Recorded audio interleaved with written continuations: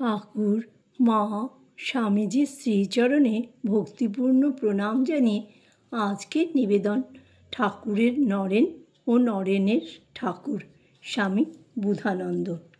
ঠাকুরের নরেনে আসক্তি ওকে ত্যাগের মন্ত্রে দীক্ষিত করার জন্যই। নরেনকে যে অসমভাবে ভালোবাসলেন তাও সমদর্শন বলেই। জানলেন নরেনের কাছে যা গচ্ছিত রাখা যাবে তাই পৌঁছবে সকল মানুষের কাছে, সকলকে নিজের ঐশ্বর্যের উত্তরাধিকারী করবেন বলেই নরেনকে বেশি ভালোবাসতে হয়েছিল। এইটি সমদর্শনের পরিচয়। আম খেয়ে মুখ মুছে বসে থাকে, রসগোল্লা আনতে বললে রসটুকু চুষে আনে, এমন সব আধারে কি ঈশ্বপ্রেম সংবহন চলে? এত জীবপ্রেম ও আকুতি যে তর্সই ছিল না। দক্ষিণেশ্বরে যেদিন প্রথম এলেন সেদিনই শাম্ভবী দীক্ষায় নরেন্দ্রকে সব কিছু দিতে চেয়েছিলেন, কিন্তু নরেন্দ্র কেঁদে উঠেছিলেন, ওগো তুমি আমায় কি করছো? বাড়িতে যে আমার মা বাপ আছে। আর দেয়া হলো না। মায়া কোনো দিন বাঁধতে পারেনি নরেন্দ্রকে। প্রথম দিনে দিতে চেয়েছিলেন, 5 বছর পরে কাশীপুরে তা দিতে পেরে ফকির হয়ে নিশ্চিন্ত হয়েছিলেন। জ্ঞান বিচারের ক্ষুরোদার পথকেই যেন নরেন্দ্র নিজস্ব বলে ধরে নিয়েছিলেন। তাই মহামায়াকে বড় আমলে আনতেন না। ও ঠাকুরের মা এই ভাব, কিন্তু এক মহানিশায় গঙ্গার হাঁটু জলে ডুবতে না পেরে জ্ঞানী তোতাপুরীর যে প্রজ্ঞান হয়েছিল, নরেনেরও তাই হয়েছিল সংসার আবর্তে হাবুডুবু খেয়ে। নরেন এসে ধরলেন ঠাকুরকে, তার মাকে বলে যেন সংসারের একটা কিছু ব্যবস্থা করে দেন। এই পরম সুযোগটি ঠাকুরও ধরলেন নির্মমভাবে এঁটে। বললেন, তুই আমার মাকে মানিস না, তাই তোর এত কষ্ট। কত প্রেমের কত কঠিন কথা। বললেন, আমি কেন বলতে যাব, তুই যা না। নরেনকে ঠেলে দিলেন একেবারে মহামায়ার অন্তরাঙ্গিনায়। নরেন মায়ের কাছে দাঁড়িয়ে একেবারে স্তম্ভিত। এ যে চিন্ময়ী, জলজ্যান্ত। বাইরের আঘাত দিয়ে নিজের দিকে উন্মুখ করে মা নরেনের চৈতন্যে একেবারে চির অনুস্যূত হয়ে গেলেন। এত সর্বগ্রাসী করুণা। নরেন যেদিন কালী মানলেন সেদিনের ঠাকুরের আনন্দ আর ধরে না। ভক্তদের কাছে ঘোষণা করে বেড়াতে লাগলেন, নরেন্দ্র কালী মেনেছে। এইটিই ছিল প্রধান বাধা, এই কালী না মানা। নিত্যকে নিয়ে লীলাকে না নিলে যে দাঁড়ানোর ঠাঁই থাকে না। আদ্যাশক্তি পথ ছেড়ে দিলে তবে ব্রহ্মজ্ঞান হয়, কারণ লীলাময়ী হয়েও তিনিই হচ্ছেন লীলা নাটক সূত্র ভেদন করি। অবিদ্যাশক্তি হয়েও তিনিই হচ্ছেন বিদ্যা শক্তি। এইটিই ছিল।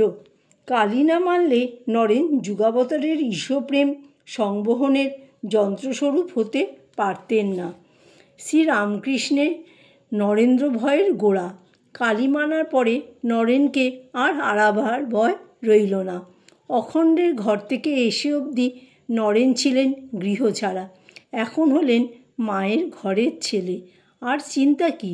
বিশ্বজননী ওই যে একবার নরেনের চৈতন্যে চাপলেন, সারা জীবনে আর নামবার নামটি করলেন না। কাজটি করিয়ে নিলেন 16 আনায়, একেবারে ঘাড়ে ধরে, হাড়ে চেপে।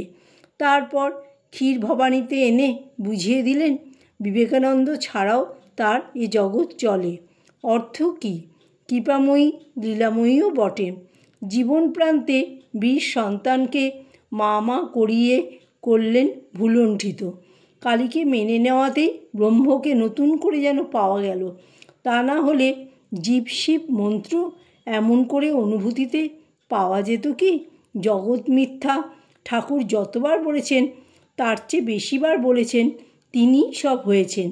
বনের বেদান্তকে প্রেমের রসে সিঞ্চিত করে নতুন ধর্মকে মানবের কল্যাণ ভূমিতে ফিরিয়ে আনলেন। নরেন্দ্র চেয়েছিলেন চড়ে থাকবেন সমাধি ভূমিতে, জগৎ ভুলে। ঠাকুর ধিক্কারের এক আঘাতে ভেঙে দিলেন সে স্বপ্ন। আত্মানন্দে বুধ হয়ে থাকার অধিকার নরেন্দ্রের নেই, সে তো সাধারণ সাধকের জন্যে। কী জন্যে অখণ্ডের ঘর থেকে এত করে টেনে আনা হয়েছে, সে উদ্দেশ্য এক মুহূর্ত ভোলেননি ঠাকুর, দিলেন না নরেনকে কিছুতেই সংসার ভোলা আত্মারাম হতে।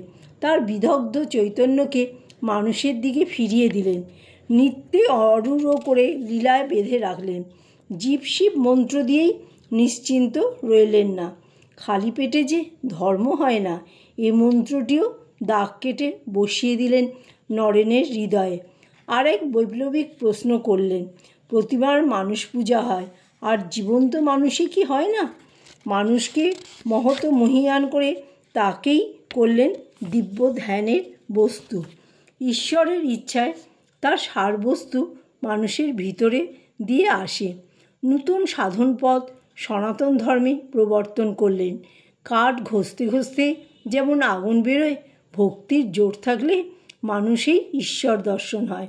মায়ের কাজ করতে হবে বলেছিলেন নরেনকে, এই হলো তার দিগদর্শন। তিরোধানের দুদিন পূর্বে নরেনকে সব অনুভূতির, শক্তির ঐশ্বর্য ঢেলে দিয়ে হলেন ফকির। এই ফকির হওয়ার অর্থ ঠাকুর নরেন্দ্রে অনুস্যূত হলেন।